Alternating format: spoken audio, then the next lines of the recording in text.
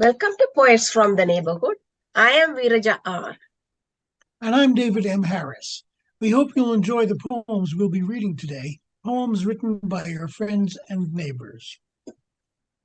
And our first poem today is by VeerajaR, Death is Not the End, from her book Beyond Loving, Poetry Honoring Every Mother. Death is not the end, is just a passing, mind you, signing off on that body. The lease, not you, just expired. But what made you who you are, in essence, remains. Larger than life, still much to reckon. There's the tears, the aching, loving hearts, yearning to see you, smile again, speak the endearing words, even the harshest, you still live. In that yearning, in that being, the innervated thought. Faster than lightning, you channel alive in colorful moments that stopped time, spaces you occupied, shifted to the hearts, beats in memory. For the love shared, for cares showered, death is not the end. Our Triumph, written by Ed Thiele. My hero conquered the enemy. My captain prevailed in the fight. Both sin and death have been vanquished. Hail to the bringer of light. My master was mortally wounded as he met Satan on his own ground. But soon Christ has risen triumphant, and Satan was crippled and bound. What appeared as defeat at the outset, as Jesus was nailed to the cross, proved to be his most glorious victory, and our gain was made through his cross, through his loss. Now we soldiers are marching to heaven, and he is awaiting us there, when forever we'll joyfully praise him in the place he has gone to prepare. In the Book of Spells by Rick Hillis. In the old Book of Spells, some promising to bring rain while others assure safe passage for our dead from here to whatever's next, I search for words that might help us now, past curses that for others are the cures. Turning the pages makes a crisp, bright sound.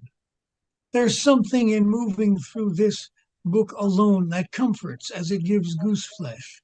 So much power in one carefully constructed tome, and yet each recipe for transformation stares back silent as a gargoyle on a tomb. Even if I could cast a spell, what would I invoke? The cure might be far worse than the curse. Maybe this book is too powerful for anyone to own. The press was small and now is defunct. Like those who see the holy words of sacred texts transcribed on what they eat, now I see more in each seed that might be planted in the earth. Maybe the ancients saved their best magic, not for words, but for what comes to us when we are overtaken by the sight of a loved one, and words fail us, or we fail them, when we are wrong in how we're being right, and truth eludes us. And now I read of how some wishes were bound with twine, or hair, one's own, or of a lover, living or dead, and tied to stones, which were thrown to various bodies of water, where they traveled the current that carried them and dissolved. But by now, the book says, we have washed ourselves so many times in the waters holding the wishes of others, that the answers they sought still hover near us. Finally, I close the forbidden book and rise, so I can stand where the answers already are. At the End of Our Plague Years, written by Rick Hillis. My father asked from his hospital bed if we would prefer that he be buried or cremated, and I surprise myself when I say cremated. Then I realized that a part of him will live with each of us, his 3 children, when we are apart. And then each time we are together, my brother and sister and me. He will be whole again in time for our next feast. To Tim at 60 by Ron Tapscott. 60 is when life really begins. All worries of making it come to an end. The bills are all paid, at least till next month. The kids are all gone, again, at least till next month. Retirement is gradually coming in view. Yet far enough off, there's still time to rue all the disappointments that sometimes ensue.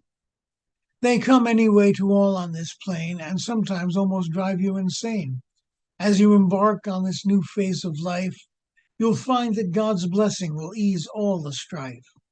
So live, laugh, love, and enjoy this age before Father Time has you turning the page. Do now those things on the list we all save on the back of our minds that we'll do one of these days.